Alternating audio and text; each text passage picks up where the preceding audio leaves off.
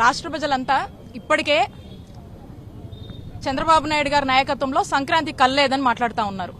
మనం చూసాము, రాష్ట్ర ప్రజలంతా కూడా చూశారు ఏ విధంగా మరి మన పల్నాడు జిల్లాలో పిన్నెలి గ్రామంలో ఈ మంద సాల్మన్ అనే వ్యక్తిని అతని భార్య బాలేకపోతే ఇంటికి వచ్చి తన భార్యకి చూపిద్దాము, అతని భార్యని చూసుకుందాము, ఆల్రెడీ బయట ఉంటున్న అతను గ్రామానికి తిరిగి వస్తే ఏ విధంగా అక్కడ ఉన్నటువంటి టీడీపీ నాయకులు ఎగబడి రాడ్లతో కొట్టి సాల్మన్ ని చంపారో రాష్ట్ర ప్రజలందరూ కూడా సంక్రాంతి సందర్భంగా చూశారు.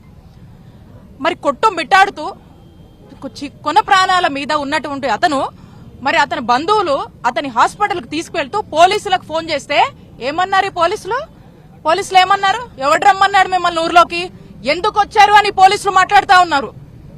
ఎంత దుర్మార్గం పోలీసులు మాట్లాడుతూ ఉంది. పోలీసులు ఇదేనా మాట్లాడాల్సింది? ఏమవుతుంది? లా అండ్ ఆర్డర్ ఏమవుతుంది రాష్ట్రంలో? పల్నాడులో ఏం జరుగుతూ ఉంది? ఇదా పోలీసులు మాట్లాడాల్సింది? ఈ రోజున 200 మంది పిన్నెలి గ్రామాన్ని వదిలేసి బయట ఉంటే లా అండ్ ఆర్డర్ కాపాడుతూ రండి, ధైర్యంగా ఈ గ్రామంలో ఉండండి, శాంతి భద్రతలు మేము కాపాడుతామని ఆ కుటుంబ బాధ్యత తీసుకోవాల్సినటువంటి బాధ్యత పోలీసుల మీద లేదా? ఈ ప్రభుత్వానికి కాదా? ఇంతకుముందు జరిగిందా ఇట్లా?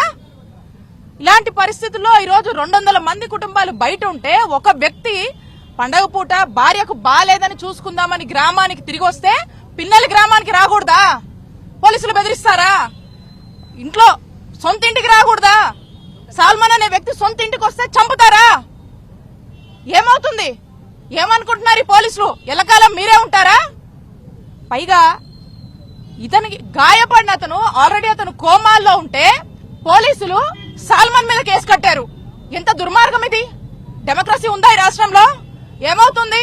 తర్వాత తన ప్రాణాలు కోల్పోతాడు, అతని పరిస్థితి బాగాలేదని చివరికి చంపిన వాళ్ళ మీద ఏదో చిన్న కేసు కడతారు. మేము డిమాండ్ చేస్తున్నాము, వైఎస్ఆర్ కాంగ్రెస్ పార్టీ డిమాండ్ చేస్తుంది, తక్షణమే ఎవరైతే నిందితులున్నారో సాల్మన్ ని చంపినటువంటి వ్యక్తుల మీద ఇమ్మీడియట్ గా యాక్షన్ తీసుకోవాలి, అరెస్ట్ చేయాలి.